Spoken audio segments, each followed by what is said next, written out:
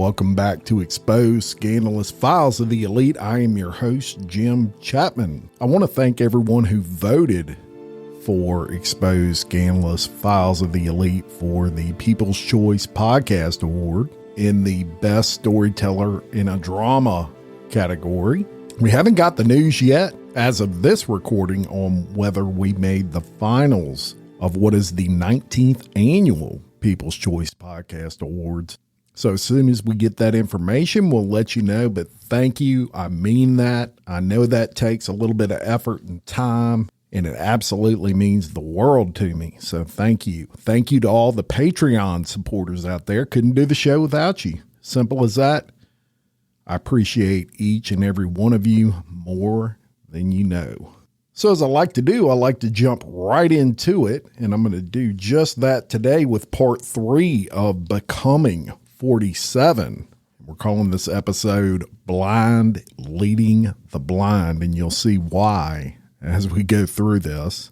So before we get into the third day of congressional hearings regarding the attempted assassination of a former president, I want to mention some breaking news I got just prior to this recording. So I'm referencing an article in the Pittsburgh Post-Gazette, and here's what it says. Just as a Beaver County SWAT sniper was finishing his shift at the Butler County Trump rally, he spotted a man who later turned out to be the 20-year-old gunman nearly 2 hours before he took aim at the former president. He knows you guys are up there, the officer texted the snipers in the building. He's sitting to the direct right on a picnic table about 50 yards from the exit. One responded seconds later at 4:27 p.m. with a thumbs up emoji. Minutes later, another replied, "Roger that." But Thomas Matthew Crooks had time, more than 100 minutes, to lurk around the building, measure the distance to the stage with a rangefinder, crawl onto an elevated firing position, and take aim. The text messages, which were shared with the Post-Gazette and other media by U.S. Senator Chuck Grassley, offers the most details so far of the minutes that culminated into one of the worst security failures ever involving a presidential candidate. More messages would follow in a group chat among snipers from Beaver and Butler counties, pointing to the shooter's positions as he moved around the building they were in. Around 5:15 a.m., an officer took a photo of him and shared it with other SWAT operators. At 5:38 p.m., they spotted him again directly below their position in the AGR International building, wearing a t-shirt and glasses. A text immediately following said, "Kid leaning around building we are in, AGR I believe it is. I did see him with a rangefinder looking towards the stage. FYI, if you want to notify Secret Service snipers to look out, I lost sight of him." Not until 33 minutes later would Secret Service snipers kill Crooks, more than 2 hours after he showed up and began preparing to assassinate the 45th president. The text messages continue to bring light on the critical security breaches that not only involved the Secret Service, but law enforcement they relied on to provide protection for Trump, as well as thousands of rally-goers on July 13th. Though congressional hearings pinpointed an hour-long window in lapses before the shooting, text messages clearly show that it went on significantly longer, closer to 105 minutes. The release of these text messages, along with the photos of the shooter and aerial images of key buildings and points where the gunman was moving, came just hours after the FBI revealed more details about Crooks, whose motive for the attack remains a mystery. And that just came out, breaking news there, and we got an issue here with being lied to. Both things can't be true, right? Think about that while we jump in to today's episode. So speaking of lies, I also managed to get my hand on the actual Butler Police SWAT Team incident report. And it's very detailed and quite honestly very contradictory from what the Secret Service is saying. So if you're a national or global celebrity Patreon member, look for that. I'm going to upload that as soon as possible to the page for you to check out. And lastly, on the breaking stuff, a Butler police sniper has spoken out. He actually did an interview and made it known that he informed the Secret Service of Crooks well ahead of time. And what he said, y'all, is very concerning. And here's what that sounded like on CNN. We had a text group between the local snipers that were on scene. I had sent those pictures out to that group and advised them of what I noticed and what I'd seen. What do you think is transpiring once you send in what you've sent in? I assumed that there would be somebody coming out to, speak with this individual or, find out what's going on. So let's jump right into it and bring you to the third day of testimony in front of that Congressional committee that is investigating the attempted assassination of former President Donald Trump. And finally, we get some sort of responses today out of the man of the hour, and that was FBI Director Christopher Wray. Of course, the FBI is the lead on the investigation, and the questions, they came hard and fast from the committee. Jim Jordan, who is the chair of the committee, started it off with his opening statement. I thought it was important that you hear that, and here's what that sounded like. Now, the chair recognized himself for an opening statement. July 13th was a terrible day for America. We all agree spirited debate, fighting for what you believe in, are part of what makes this country the greatest nation in the world. But the First Amendment and robust political debate are not consistent in any way with violence. What happened in Butler, Pennsylvania was a tragedy that took the life of a good man, Corey Compertor, leaving a wife without a husband and 2 daughters without a father. Others were injured, and of course, former President Trump, by the grace of God, survived the assassination attempt.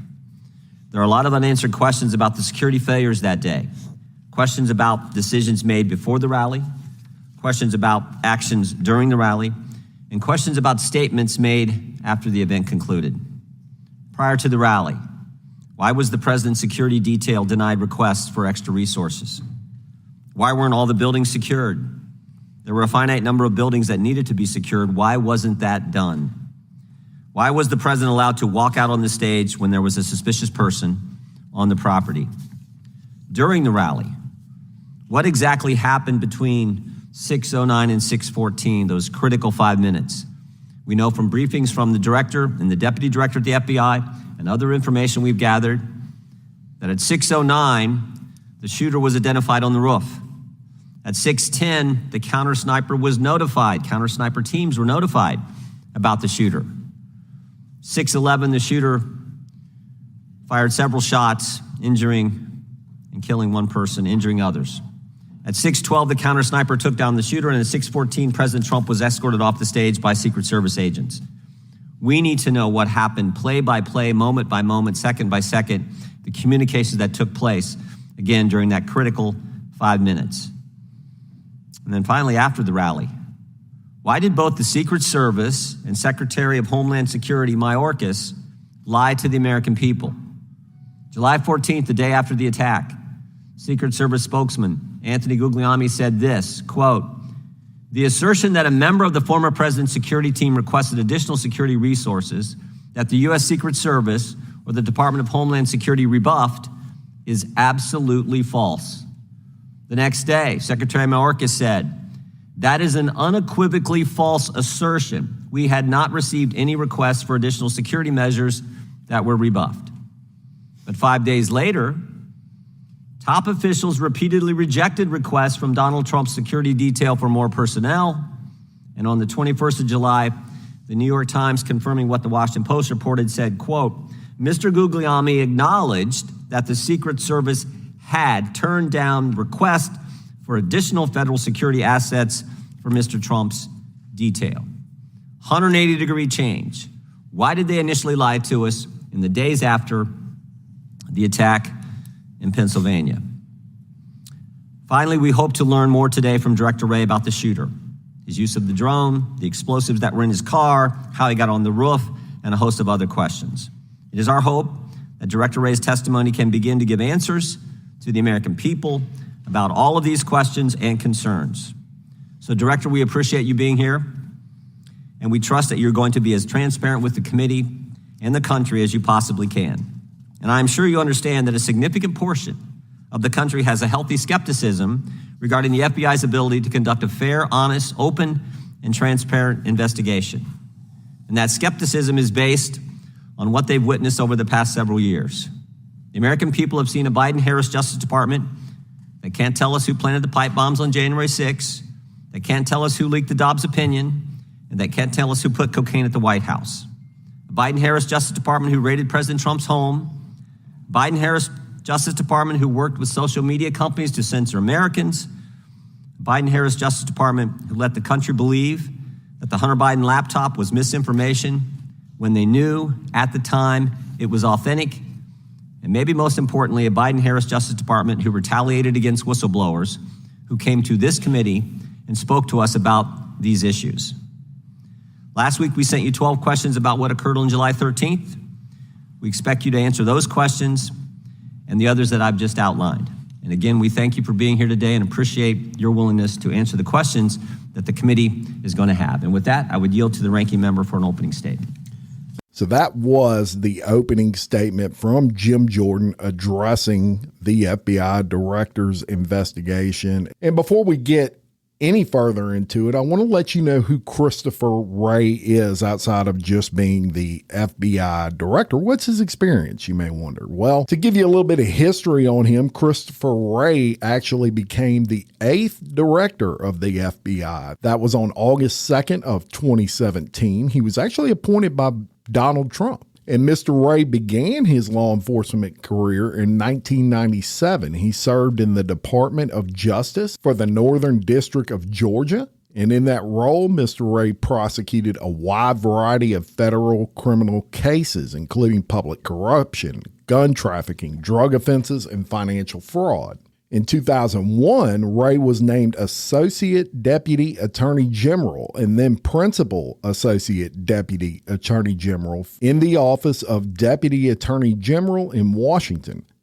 His duties there span the full Department of Justice, including responsibility for sensitive investigations conducted by DOJ's law enforcement agencies. Mr. Wray was nominated by George Bush in 2003 to be the Assistant Attorney General for the DOJ's Criminal Division, which supervises major national and international crime investigations and prosecutions. He actually oversaw the counterterrorism section and the counterintelligence and export control section, which were part of the criminal division throughout his tenure. Mr. Wray was also a member of the President's Corporate Fraud Task Force, supervised the Enron Task Force, and served as leader in the DOJ's post-9/11 efforts to combat terrorism, espionage, and cybercrime with domestic and foreign government partners. At the conclusion of his tenure, Mr. Wray was awarded the Edmund J. Randolph Award, which is the Department of Justice's highest award for leadership in public service.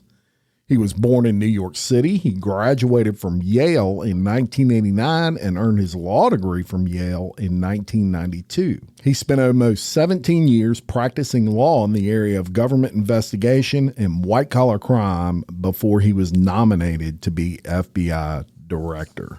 So that's a little bit on him. Obviously a very experienced guy. And look, when you're thinking about FBI directors, you picture Christopher Wray. He looks like he would work for the FBI. He just has that look to me. I don't know what it is. It's his salt and pepper hair, I guess, and the way he speaks. He has a very commanding voice, but yet it doesn't seem intimidating. He's just what I personally would think of as the FBI director. So we'll continue on with that hearing. And in that clip that I just played you with Jim Jordan, look, he's seeking the truth. And I hope all of us are. Now, we did get some confirmation in this hearing on the supply of ammo that Crooks was carrying. And you may be surprised to know that this kid had an arsenal. It's obvious to me that his plan, based off of the amount of bullets he had, that this guy would have killed as many people as he possibly could. And in this next clip, you're going to hear another exchange between Jim Jordan and Director Wray, where that very subject is discussed. And here's what that sounded like. I appreciate the gentleman yielding. Director, I guess I'm not clear exactly where you said there were 8 shell casings on the roof, so 8 bullets were fired. We obviously know that Mr. Compratore lost his life. Two other rally goers were injured, seriously injured, and then the one that hit President Trump. Does that account for, were some of these individuals hit multiple times? Where did all 8 bullets go, is I guess my question. I don't have that in front of me. I'm happy to circle back and get that to you. It's assuming we have that information yet. As I said, I think with respect to former President Trump, there's some question about whether or not it's a bullet or shrapnel that that hit his ear. So it's conceivable. Although, as I sit here right now, I don't know whether that bullet, in addition to causing the grazing, could have also landed somewhere else. But I believe we've accounted for all of the shots and the cartridges. So let us get that. It's my understanding that the very first one was the one that hit the president. Is that the very first shot, or is that not accurate? I don't, as I sit here right now, I don't know the answer to that. I believe we know the answer to that. I just don't have it in front of me. Okay. Is there any chance I mean, it seems to me that this bad guy, this shooter, was focused on President Trump, but you indicated that he purchased 50 rounds of ammunition, I believe, earlier that day. Do you have any indications thus far in your investigation that in addition to going after and trying to assassinate the former president, he was also looking to do a lot more damage to other individuals?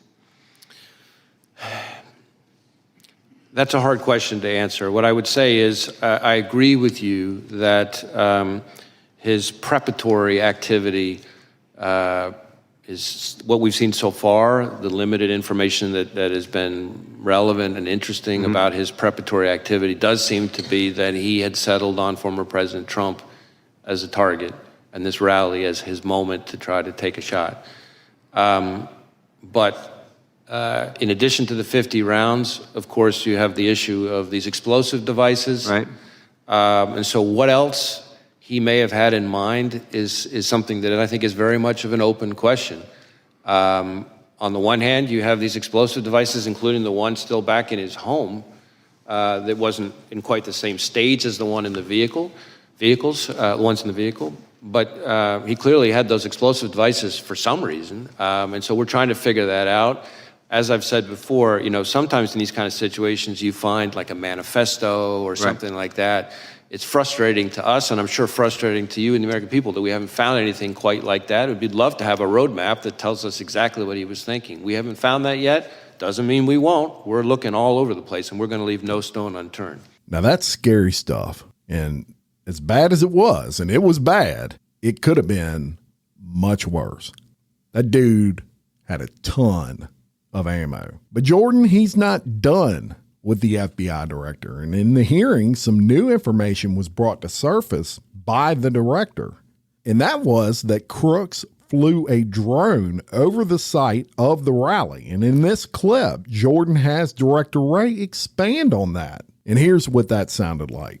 Director, let me go back to where Mr. Bishop was. Tell me about the drone. You act like you wanted to fill us in on that. Fill us in.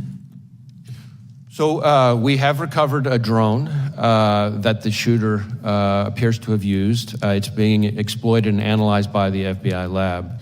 The drone was recovered in his vehicle. So at the time of the shooting, the drone was in his vehicle with the controller.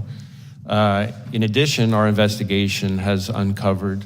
Do you know what time of day he flew it, and if he flew it on the day of the shot? Yeah. Oh, I'm sorry. Go ahead. So in addition, it appears that around 3:50 p.m., 4 o'clock in that window, on the day of the shooting, that the shooter was flying the drone around the area 2 hours for about 11 minutes. I want to be clear, but when I say the area, not over the stage and that part of the area itself, but I would say about 200 yards, give or take, away from that. We think, but we do not know. So again, this is one of these things that's qualified because of our ongoing review, that he was live streaming, viewing the footage from that, again, about 11 minutes in around the 3:50, 4 o'clock p.m. range. 2 hours before, he's flying a drone in the vicinity of the rally. About 200 yards away, yes. 200 yards. Okay, that's important information. What about the bombs that we've heard about in the shooter's car?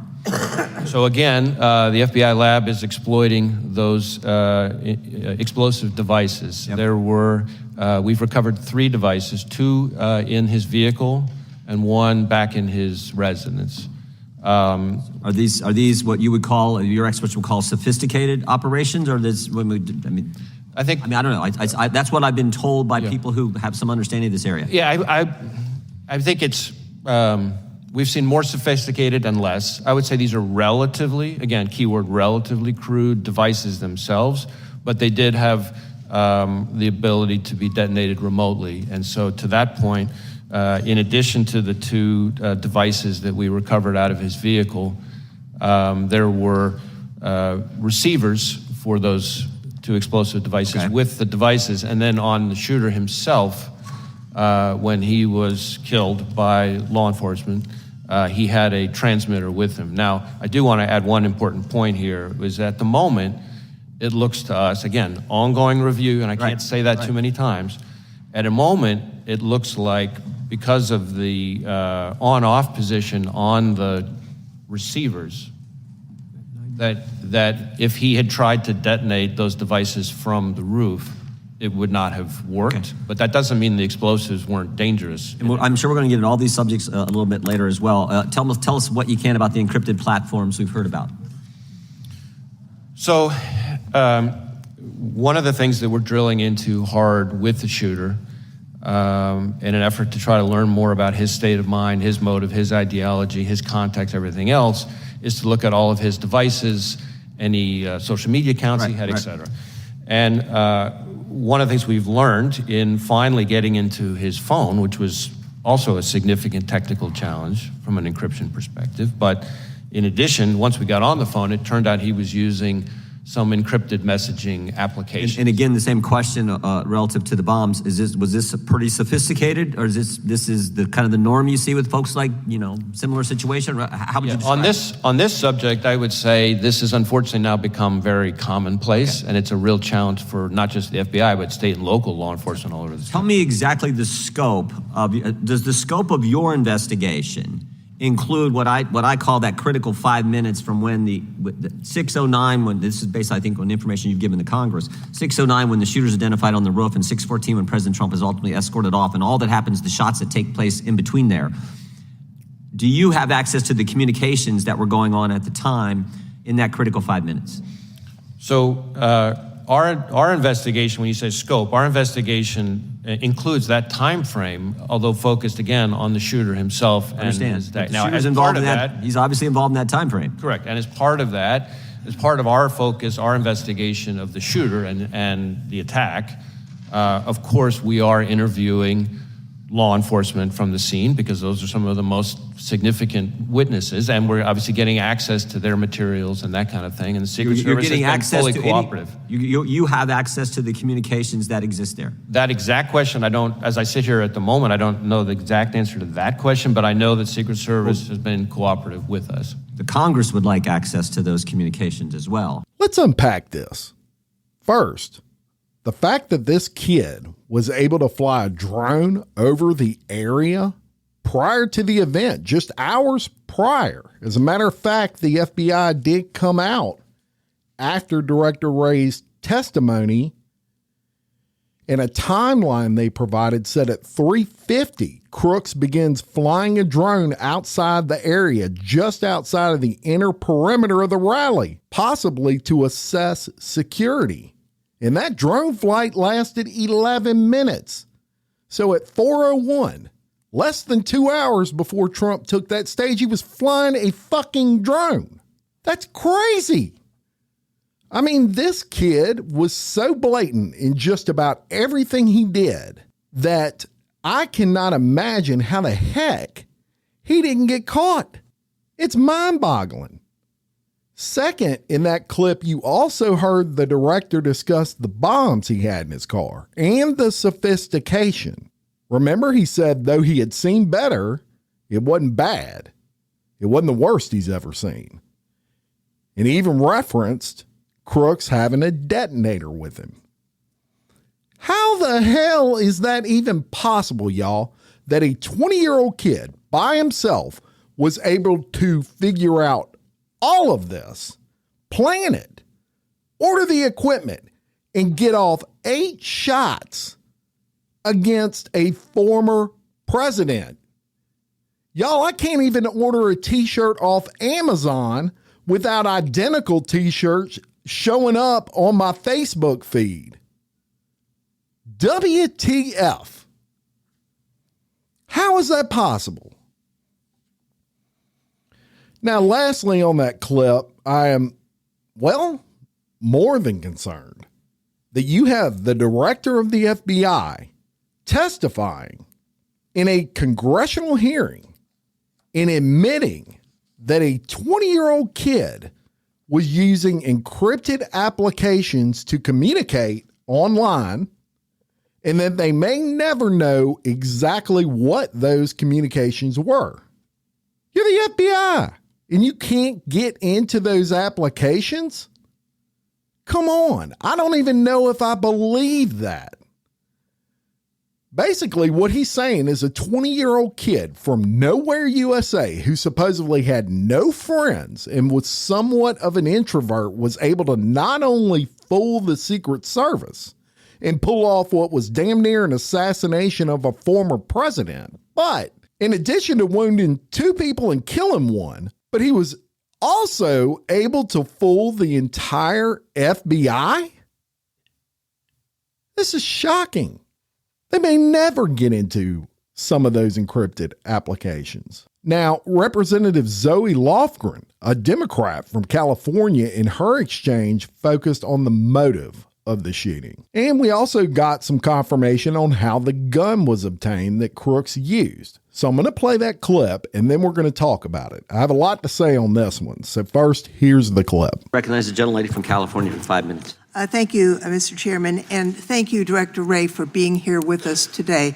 Before I ask anything, let me just echo the comments made by others, and especially the ranking member, decrying the state of political violence in this country. It's completely unacceptable.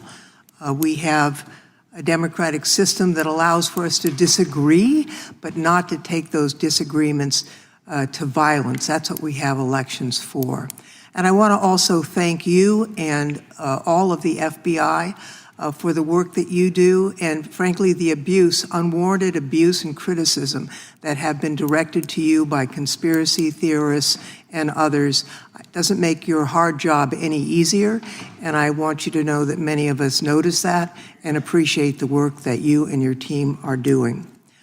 Let me just ask a couple of quick questions. First, many of us are interested in the motives of the shooter here. When it's an assault on a political figure, you immediately assume there's a political motive, and that may be the case here. We don't know yet. But I was interested in what you're seeing on his phone. The press has reported that he had pictures not only of Mr. Trump, but of Mr. Biden and various other members, political figures. Can you discern, was there an element of, mainly Republicans, maybe Democrats? Was it all over the board? Can you enlighten us about that? Well, this is a place where it's particularly important for me to reiterate the caveat that I've included before, because in this instance in particular, we have a lot of legal process out for additional accounts and things like that that the shooter is associated with. So we're hoping to learn more, and we're still exploiting a number of the digital devices. Right. I think it's fair to say that we do not yet have a clear picture of his motive, and I think it's important for me to explain, because I understand, of course, why everybody wants to know the answers to those questions. Often in an investigation, from interviewing people that the subject was in close contact with, looking at the individual's social media accounts, messages, often things, physical evidence in the person's residence. You might see a manifesto, things like that. We're not seeing that yet, but we are digging in hard, because this is one of the central questions for us.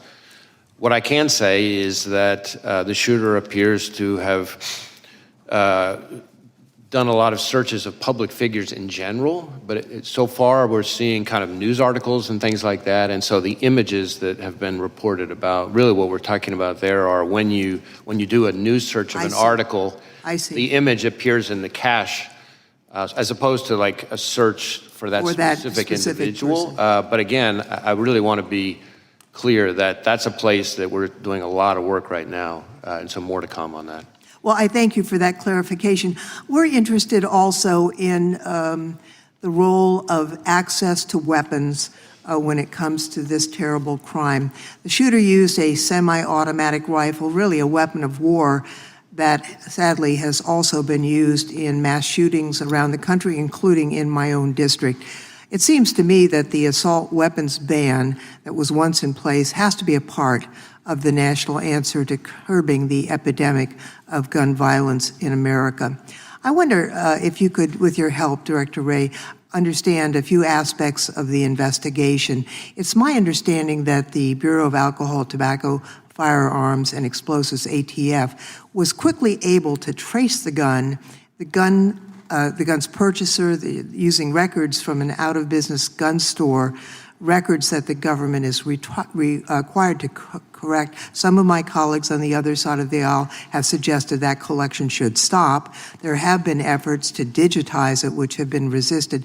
Can you tell us about how the origin of this gun purchase was discovered and the technology used? I guess what I can say is we located a number of firearms associated with the shooter and his family. I think it was a total of 14 in the house. The weapon that he used for the attempted assassination was an AR-style rifle that was purchased legally, that he is my understanding, acquired, I think bought actually from his father, who was the one who originally bought it, again, legally. Thank you, Mr. Chairman. My time has expired, so I yield. Okay, first, I don't care what the motive was, to be honest with you. Whether it was political and he was a never-Trumper, or whether he had self-image issues and wanted to be famous, or whether he just wanted to see if he could pull it off, or whether he was just fucking nuts. I don't care. Motives?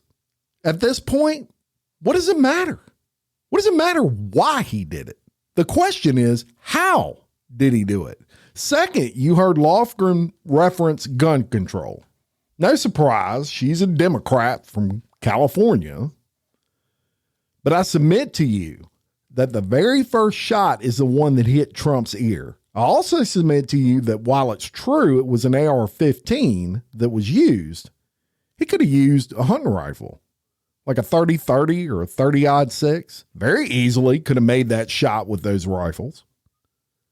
And if you'll remember, JFK, Oswald used a rifle. So I'm thinking this kid would have just used a different weapon. And that's what irks me about some of the questions that these politicians are asking. This lady should be asking how the hell a 20-year-old was able to get any shots off at the rally with one striking the former president. That's what this is all about. It's an investigation into that incident. What it is not is an opportunity for her to push an agenda. That's not important right now. We need to put the agendas aside. The FBI director is there to answer questions specifically related to the failure that occurred. He's not there to debate gun control. Time and a place. And that wasn't it. The important thing is figuring out where that massive failure happened and fix it. Just my opinion. And lastly on that, and of course, the FBI director mentioned the fact that the residents had 14 guns and that the AR-15 was purchased legally. That's great. Good to know. I suspect he mentioned that there were 14 guns in the home to get some sort of response. So I'll just tell you that down here in South Louisiana, that's about average for hunters in this area, if not more guns. And keep in mind, Crooks was on a shooting team, and he and his father went to the shooting range all the time. Shooting was a hobby in that family. There's nothing irregular about having that many guns when you're a gun enthusiast and you're on shooting teams. It's apparent that family actually used shooting as a hobby. So let's move on. Many of us have been wondering since this happened how the heck he got on that roof. Congressman Massey from Kentucky got us some confirmation on some ladders. But, well, listen to this clip. You mentioned that the would-be assassin bought a 5-foot ladder. You have credit card evidence of that. But it looks like on the scene there was a larger ladder that he might have used. Do you know which ladder he used to get to the roof? And do you have possession of that 5-foot ladder and the other ladder? And do you know how the taller ladder got to the scene? So this whole business about the ladder is something we're drilling into more. We do have possession of the 5-foot ladder that he purchased close in time to his attempted assassination. That we've traced the purchase of that ladder from a receipt, a bloodied receipt that he had on him at the time his body was recovered on the roof. We do not yet know for sure how exactly he got up on the roof. We're looking at, various forensic pieces to try to kind of piece that together. So more to come on that. Do you know where the 5-foot ladder was found or retrieved? Was it near the roof or was it still in his vehicle? Neither. I don't have it in front of me, but I know that it was not. I know that it was not on scene, and I know that it was not in his vehicle. But we can circle back to you and get to that. Is there any evidence at all that he may have been in contact with somebody else before this occurred that may have had any prior knowledge or may have helped him plan this event? Well, needless to say, that is a question that we're intensely focused on because that would obviously be incredibly meaningful. So far, underline, so far, we have not found any evidence of any accomplices or co-conspirators, foreign or domestic. And you're using geolocation data to see if his cell phone was near another cell phone, I presume? Right, we're doing lots of different kinds of cellular analysis, geolocation stuff, looking at his accounts. He, from everything we've seen, which is consistent with what we've learned in interviews, a lot of people describe him as a loner. That does kind of fit with what we're seeing in his devices. His list of contacts, for example, is very short, compared to what you would normally see from most people. So it doesn't appear to be a whole lot of interaction between him, face-to-face or digital with a lot of people. Okay, thank you. That doesn't mean there's not any, and that's why we're drilling into. We're trying to talk to anybody who's had any engagement with him whatsoever, digital, in person, classmates, coworkers, right, et cetera. Appreciate that. And now I want to talk about another. So basically, he had some ladders, and he even had a purchase receipt for a ladder on his person when he was killed. But according to Director Wray, they still don't know how he got it up there. Which, if it was a ladder, that opens up a whole barrel of monkeys, y'all. Because if there was no ladder after Crooks was killed, yet he used the ladder to access the roof, then that would mean there was an accomplice who walked off with the ladder after Crooks got on top of that roof. Think about that. One of the most horrifying exchanges came when Congressman Ben Cline asked Wray about the Google searches the FBI was able to uncover. You got to listen to this. Gentleman from Virginia is recognized for 5 minutes. Director Wray, thank you for being here, and thank you for the information that you've provided today. I greatly appreciate it. This event that occurred, the attempted assassination of President Trump on July 13th in Butler, Pennsylvania, was a level 5 alarm alert to this country that our elected officials, our leaders, the president, the former president, are not safe, and we need to reevaluate from the ground up exactly how we are to go about providing that protection. The information you provided dealing with 8 cartridges from the roof, the drone, the fact that 2 explosive devices were found in the car, 1 at home, that was a remote detonation device that he had on him, the fact that his phone was using encrypted platforms. He only had 1 phone, correct? Oh, sorry. He had 1 phone, although we've identified other phones that he may have used that may not have been his phone. So, for example, we think in certain instances he might have used his dad's phone, again, not necessarily related to the attack, but we're trying to make sure that we process and exploit every device he could have used. And we keep, which is part of why I keep making this point, which I know you all are probably tired of me making about this being an ongoing investigation, because we keep identifying new pieces of equipment, new accounts, what have you. And the fact that you are in real time informing us about what you're finding as you're performing this investigation is very helpful, and clarifying the fact that he went to the range a day before and shot an AR. Now, my understanding is that the AR he used on the 13th was his father's. Is that correct? Well, yes and no. It was originally, his father bought it legally, but then our understanding so far is that his father then conveyed it to him, sold it, in fact, to his son. So originally his father's, at the time of the shooting, the shooter's. Okay, so that's new information. Was that provided to you by the father? I think it was partly from that. I think we also saw some documentation to support it. Okay. Investigators also have said that the shooter posted, quote, July 13th will be my premiere, watch it as it unfolds, on an online gaming platform sometime before he tried to assassinate President Trump. Can you confirm that, and how much time elapsed between this posting and the attempt on July 13th? So I'm really glad you asked about that, because that is a situation where, again, in our effort to give real-time information, since we've provided that information, we have since learned that July 13th premiere, profile page on the gaming platform, it turns out it was not the shooter. Okay. That it was some other individual as part of some sick joke who, after the shooting, created a profile page pretending to be the shooter. Wow. And so, of course, that person is now admitted to it, and but anyway, my point being, among the other challenges that we as investigators have, you have people who create accounts in today's world, create accounts pretending to be somebody that they're, and it's not the actual person.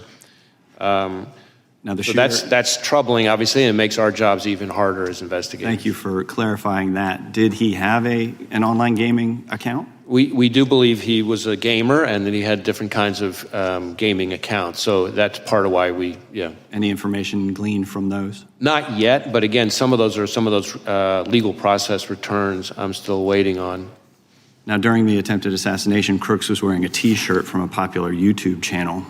Have you been able to access his selection of YouTube videos that he's watched?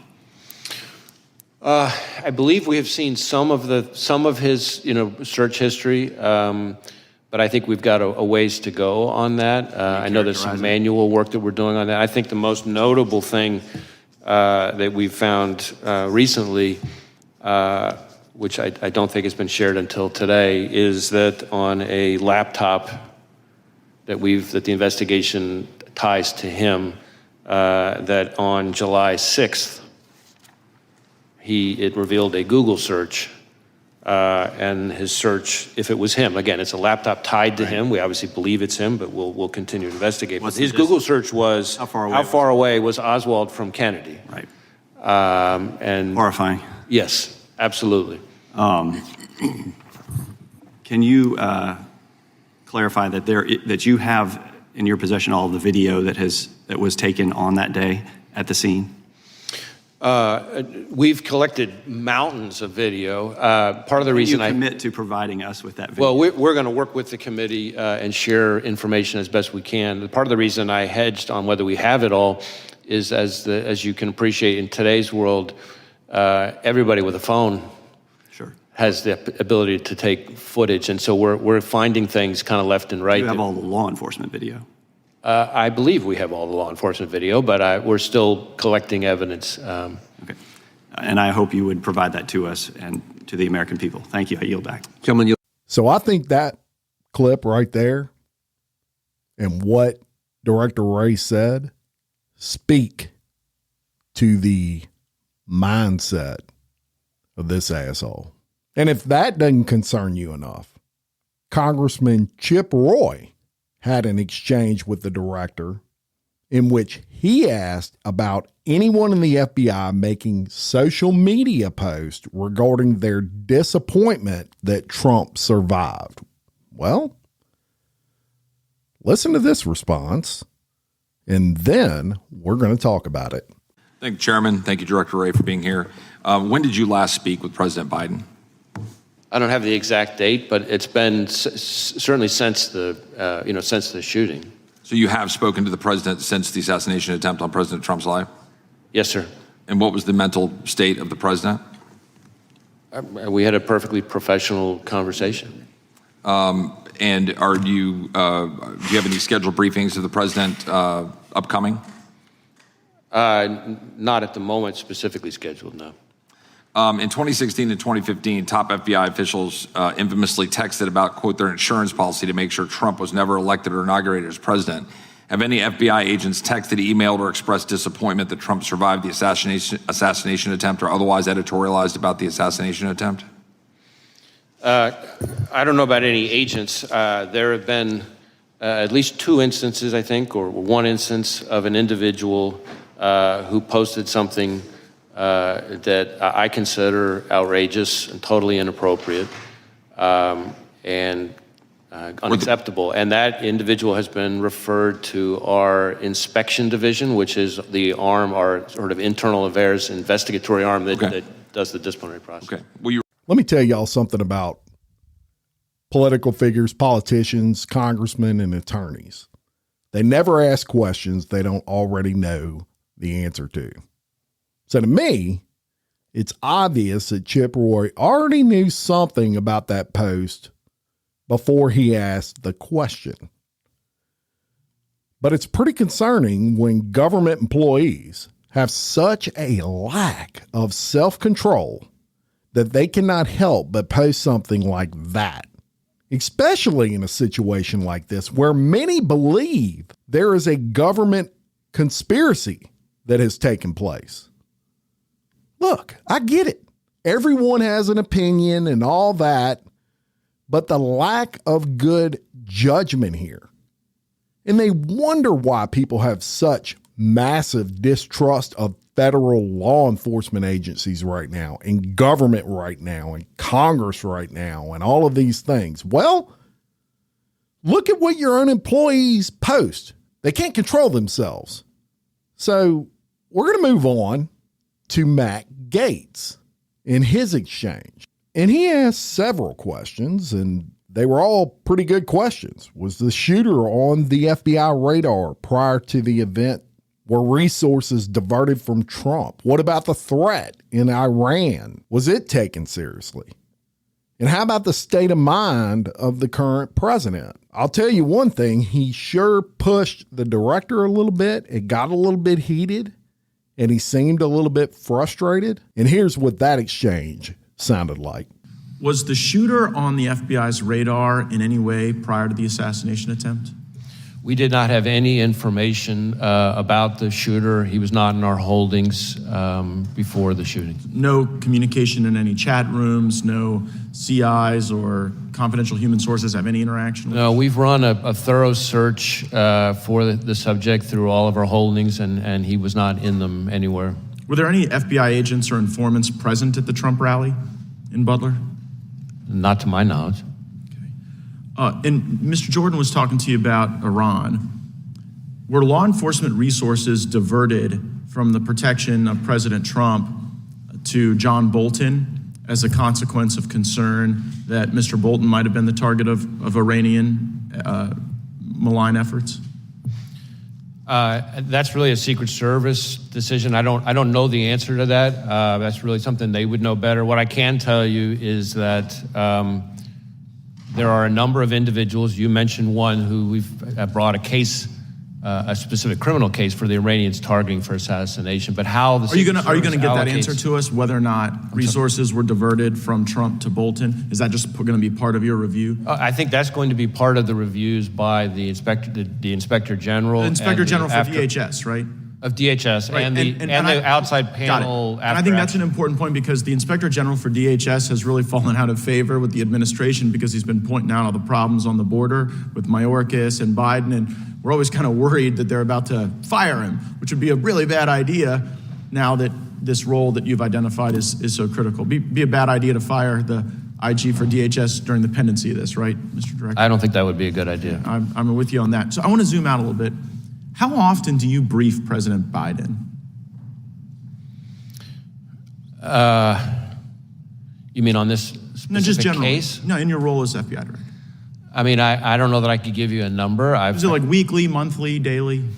It's not at a regular cadence. There have been times when there have been months at a time when I haven't, and then there have been times when several days apart I have. Okay. It's always with other people. The Vice President, is she typically there? Often has been. Okay, so when did you notice his decline? In my interactions, in my role, all my interactions with the current president have been completely professional. Right, but I mean the cognitive decline. I'm not saying he treated you unprofessionally, just maybe not picking things up as quickly as he used to. Again, I don't meet with him very often, but what you're describing is not something that I've observed during my interactions with him. I mean, we've had it observed so often that the ranking member and Mr. Schiff on this committee have said that he could no longer continue as a candidate. And so, since you're the FBI director, I was just sort of wondering, like, who's running the country? Like if something bad happened, you'd have to go brief President Biden about it right now? God forbid? And on any number of occasions, I have briefed the president, and as I said, those briefings have all been uneventful and unremarkable. Oh, I can imagine them being uneventful. But in the work where the vice president's also present, like you say, there's like more than half the time there's these briefings, she's there too? I don't know if I'd said more than half the time. Certainly, there have been times where she's been present. There have been other times where she hasn't. I take you at your word when you say this is the most complicated threat environment you've ever observed over a long career in law enforcement. And I'm just kind of wondering, with this assassination attempt, with the invasion at our border, with all the Hamas that have been let in that you've talked about and briefed about, like, is Biden up to it? And if he's not up to it, and you're a guy who's been regularly briefing him, like, who's been in on this conspiracy to hide the real Joe Biden from all of us for years? It never occurred to you that this guy wasn't up to it in all these briefings you did? As I said, my briefings with the president have all been completely fine. Were they between I've briefed, 10 a.m. and 4 p.m.? He's asked questions. There hasn't been anything of note in the area that you're talking about. Yeah, did you ever have to brief him before 10 a.m. or after 4 p.m.? We hear those are his good hours. I certainly times that I have briefed have included outside those hours. Right, okay. I think the American people want to know how we got to this point with someone who's so diminished his own party has basically put him out to pasture. And since you had close proximity and the vice president had close proximity, I'm just kind of wondering if you were being straight with all of us about how things were going with him. I guess we'll have to figure that out. You can count on me to be straight with you, sir. We'll see. Gentleman yields back. I told you it got a little bit heated, but he asked some great questions. And what do you think about those answers? So shortly after Wray testified, the FBI put out a, I guess, more current timeline is how you would verbalize this. And I'm going to go over it with you real quick. July 3rd, the campaign, meaning Trump's campaign, announced the rally at the Butler Farm Show grounds in 10 days. July 6th, Crooks registered to attend the rally. He used a search engine to look up how far away Lee Harvey Oswald was when he assassinated Kennedy. July 7th, Crooks drives to the farm show and spends 20 minutes surveilling the area. July 8th, the Secret Service conducts its first walkthrough of the site. July 12th, Crooks brings the AR-15 rifle he'll use the following day to shoot at a shooting range. The weapon has a folding stock. So what he was doing there, y'all, was he was doing what's known as zeroing the sight in. He was making sure that it was absolutely zeroed his scope, and that's scary. July 13th at 11 a.m., Crooks arrives at the rally site and spends about an hour in the area before driving home. 1:30 p.m., Crooks gets the rifle from his home. 3:34 p.m., he returns to the rally site. 3:50 p.m., Crooks begins flying a drone over the area just outside the inner perimeter. 5 p.m., a Beaver County SWAT operator notices Crooks acting suspiciously and takes a photo. 5:30 p.m., SWAT operators see him using a range finder. 5:56 p.m., Crooks is again seen walking near the industrial complex where the local SWAT team is stationed. 6:05 p.m., Trump begins speaking. 6:08 p.m., Crooks is caught on camera moving across the interconnected rooftops of the industrial complex. 6:09 p.m., rally goers spot Crooks crawling on a rooftop and begin yelling for police. 6:11 p.m., a local police officer is boosted onto the roof to investigate. Crooks turns his rifle on the officer, who lets go and falls to the ground. 6:12 p.m., seconds later, Crooks opens fire. That is a much more detailed timeline than we've had this entire investigation. But y'all, there is so much more coming.